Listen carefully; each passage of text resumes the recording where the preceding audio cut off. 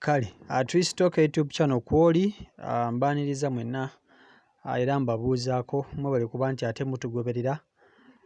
Eggwanga essaawa zino ligenda mu maaso n'okuba nti likaaba amaziga olw'obulumbaganyi obususse okuba nti ate bukolebwa ku bannayuganda.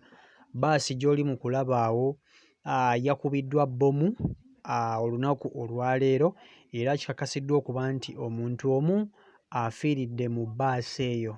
Oba okitegeera ebadde eri makubo gaayo nga egenda esaabaza abasaabaze ebatwala buli omu gy'alina okuba nti ate agenda. Bbaasi eno ya kampuni emanyiddwa nga Swift Company nga bw'ogiraba mu bifaananyi awo, era oyo gwe mulaba bambi musajja wattu ye bbomu temulabizza ku njuba, ye emuutiddewo era ye akakasiddwa okuba nti ate afudde.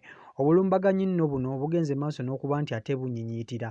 Ennaku zino ebbiri bbomu, abantu abatega bbomu abatannaba kutegeerekeka bagenze maaso n'okuba nti bakola obulumbaganyi ku bannayuganda mu bifo ebimu, nga n'olunaku olw'okwosejjo waliwo bbomu eyategebwa mu kifo abantu kye basanyukirwamu, ebbaala erimu erisangibwa e Komambogo ne bateka